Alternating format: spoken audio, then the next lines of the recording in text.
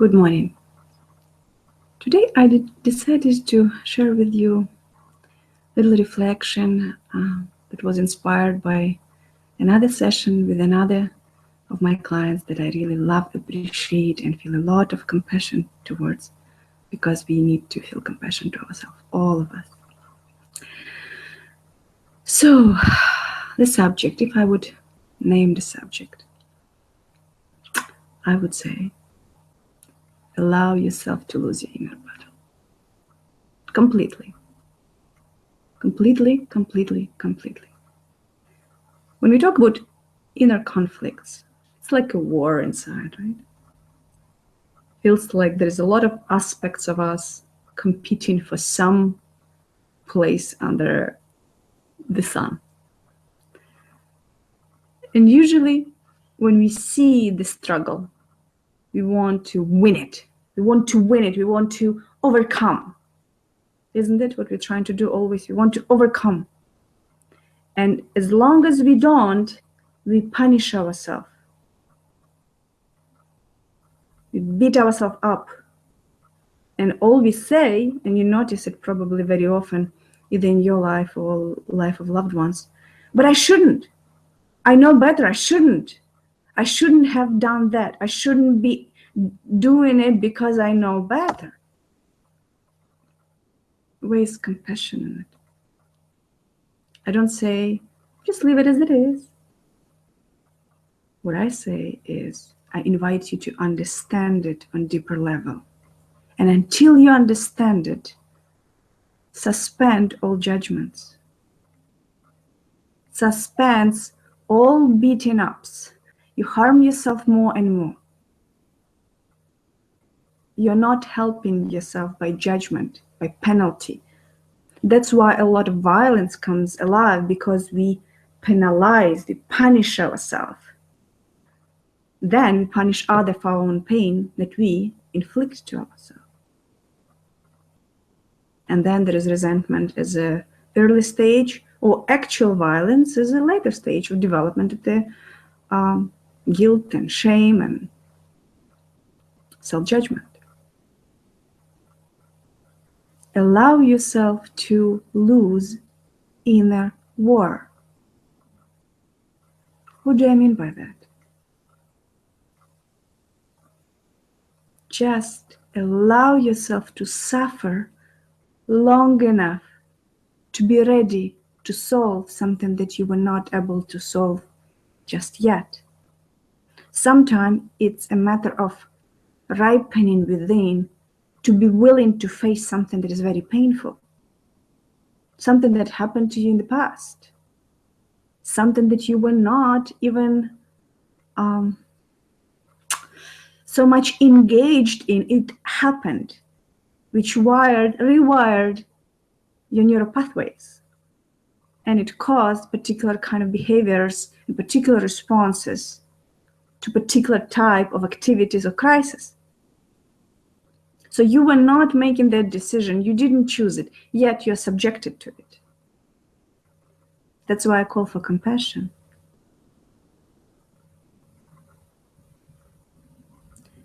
So let's imagine the situation. Interestingly, very common. I work a lot with entrepreneurs, so people who are very high on the career stage. So there is a lot of responsibility. And at some point, many people face very strange, as it's perceived strange, dilemma.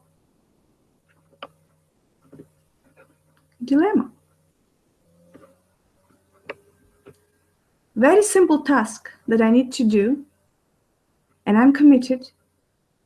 And moreover, it's in my calendar, and it's been in my calendar for a number of months.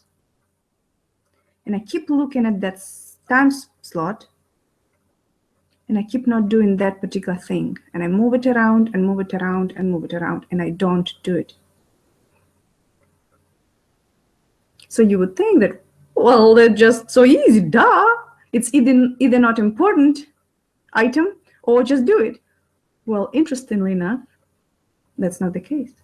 Very often it's priority number one, very important item. And person know what to do, person know how to do it, and he or she does not do it. And then they feel very frustrated with themselves. Sounds familiar? For a lot of people, interesting enough, it's very common situation. So that's how you see a lot of people get in debt, for example, because they just can't do what they know they should do. Well, beating up ourselves or someone who you know, beating up is not the solution.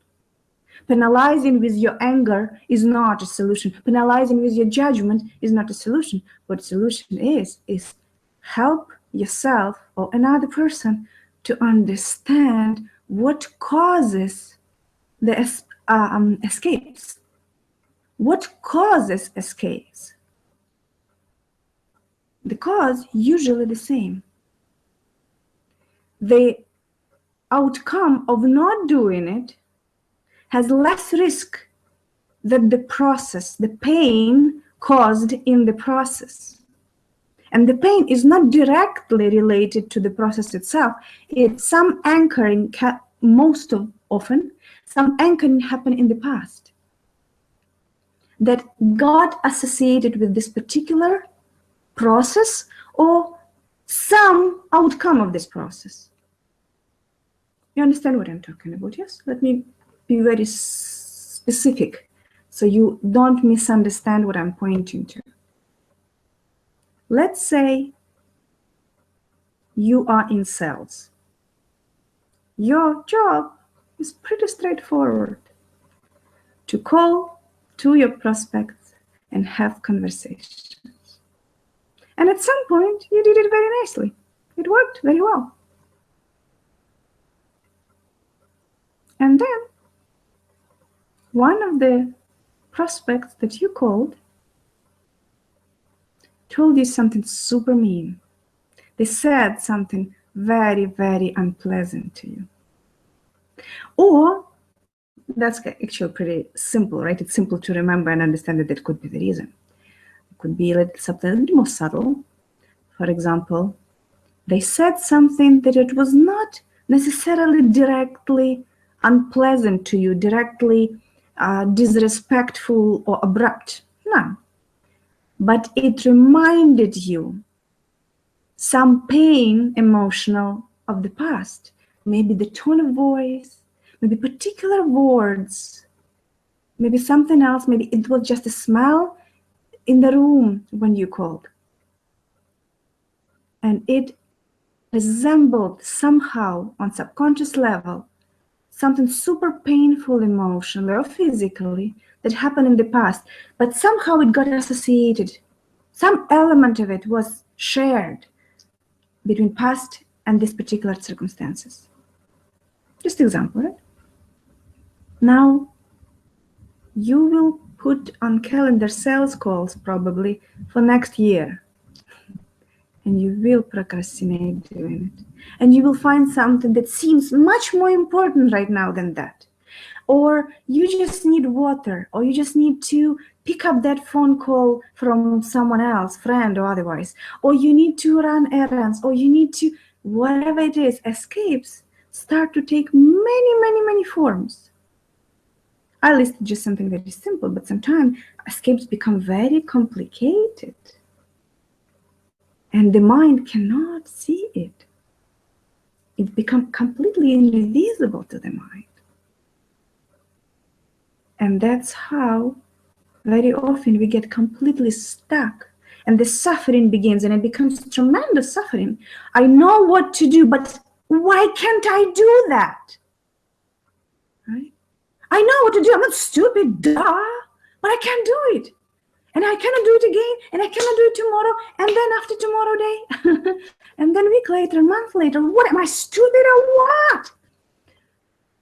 And then there has become this inner war between my willpower and my fear of pain.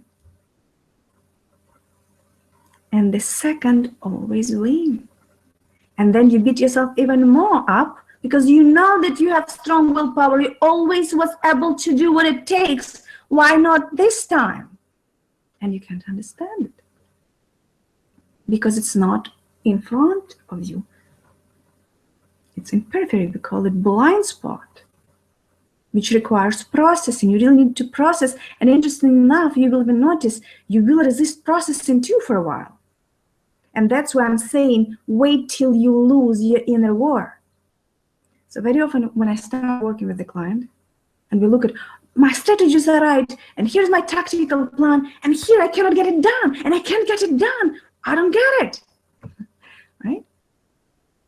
Very often there will be resistance to processing that particular component, that particular aspect of yourself that causes this dynamic. There will be inner war, and there will be war with me probably if you're working together. For a while, you will push it away because there is a price tag. If we together in collaboration will see it, now we need to overcome it. But there is still pain attached to that. So we need to understand that pain, and sometimes anchors are very complicated. They are not so easy to spot. They will not be on your conscious awareness, in your conscious awareness, most probably. That's why it's so hard to overcome. You're not aware where the anchoring happened. So to reprogram the mind, to reframe it, we first need to find out where is the glitch happen, right? And by you knowing it, you can allow yourself freedom to be there for as long as you exhaust your inner resources, you exhaust this fight, and then there will be surrender. Then you will be ready to surrender and just deal with that. But before the moment comes, you will still be in that battle. You will protect yourself, defend yourself from the pain, from the risk of discovering, of this disclosure of the anchoring. And there will be a point where, as every war, there will be the end of it, and there will be surrender. You don't have to win that war necessarily, but you will be tired. You will exhaust your resources to fight. And you'll be tired so much, hopefully, you will tired to suffer so much that you will surrender your inner fight. And then you will be willing to see. Sometimes it takes very little and at fast. Sometimes the pain is pretty deep. And sometimes post-traumatic stress disorder. I don't like the word disorder. But sometimes it's multiple. And it becomes layered. And it's very hard to reach there because there's a lot of barriers. Right? So it's a collaborative work there, but we need to take it gently. And I invite you to be gentle to yourself, be compassionate. I bet you go there and advocate compassion to others. Wonderful. What about yourself? You were subjected to this wiring of your neural pathways in a way how you didn't choose that consciously. It happened. So give yourself a break and allow yourself to take time for as long as it needs to be willing to go in, willing to deal with it. Until then, get enough rest, get enough sleep, contemplate, watch, observe, do your best. Do not judge yourself. Don't penalize yourself more than you already done, because you've done plenty, don't you? Didn't you? Understand that our subconscious mind is a mystery. Yet, it's a mystery to be solved. And we can solve it.